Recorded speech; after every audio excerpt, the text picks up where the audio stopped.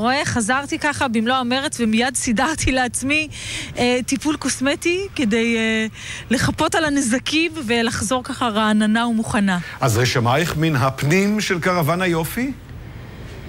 זה נראה נורא מגניב, זה ממש כמו מין אוטו גלידה כזה של טיפולים קוסמטיים, מין קרוון כזה, מבחוץ זה באמת שונה, מבפנים זה באמת נראה אותו דבר, יש את כל הטיפולים.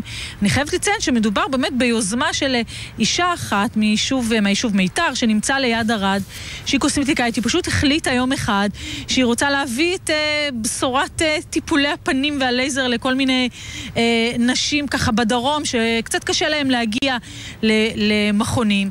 פשוט הלכה ורכשה קרוון, ובוא באמת נשאל אותה כמה עלה לה כל העסק הקוסמטי הזה. שלום שוש. שלום. נו, אז ההשקעה, כמה הייתה? על הקרוון הייתה השקעה של כ-150,000 שקל, ובנוסף לצייד אותו במכשיר לייזר מתקדם ביותר. מתי נרצועה על העניין הזה? כעיקרון אין תוספת נוספת לטיפולים מעבר למה שנגיד אנשים מגיעים לקליניקה שלי במיתר. זה אותם מחירים, אנחנו פשוט מרכזים ימים שיוצאים, אנשים נרשמים, מקבלים ייעוץ ועושים טיפולים. תאמרי לי, כמה מצפצפים לך ברמזור ואיזה קריאות את שומעת שאת ככה נוסעת ברחבי הארץ עם הקרוון הזה? זה נורא מצחיק, כי עיקרון בכל מקום, כל אדם יש לו מה להגיד, זה נורא מפתיע. יופי, תודה שיש.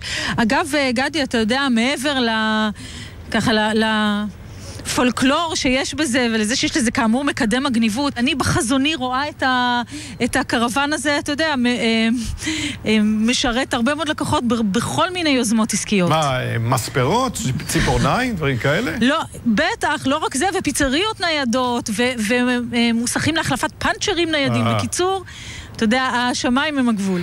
תודה רבה. תודה, גדי, ביי ביי.